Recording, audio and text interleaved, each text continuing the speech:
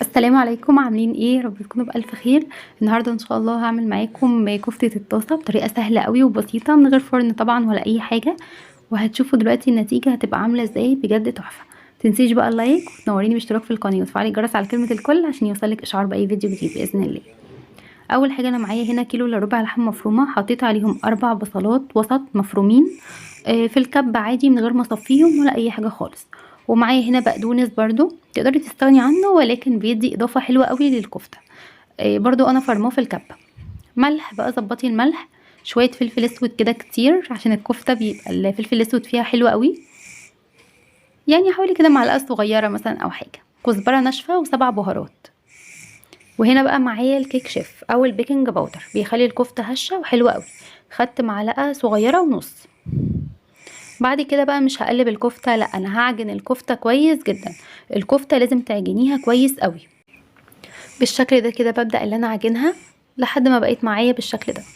بعد كده جبت الجريل او اي طاسة عندك غير لاصقة، هتبدأي تحطي فيها شوية زيت كده صغيرين وتوزعيهم بالفرشة كده كويس جدا في الطاسة كلها.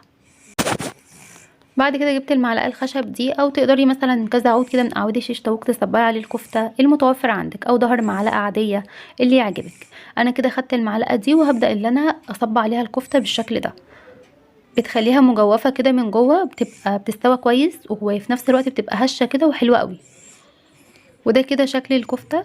والجزء التاني هعمله بقى في الطاسة دي عشان ما كفتش، وبعد كده هتشوفوا دلوقتي هعمل ايه وانا بسويها.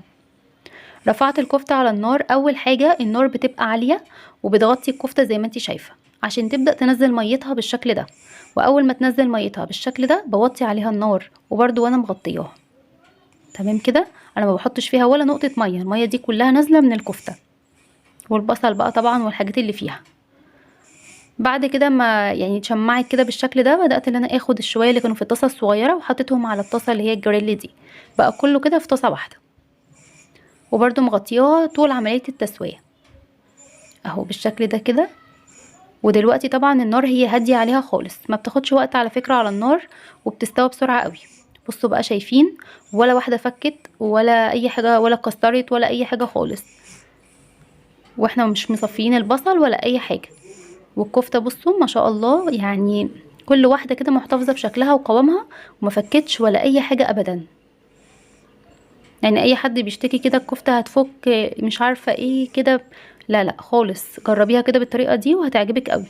اللي في الطاسة ده كده الدهون اللي نزلت من الكفتة بس. وكده بقت جاهزة معايا. كل شوية كده يعني ارفع الغطا واديها تقليبة زي ما شفتوا معايا، وخلاص على كده.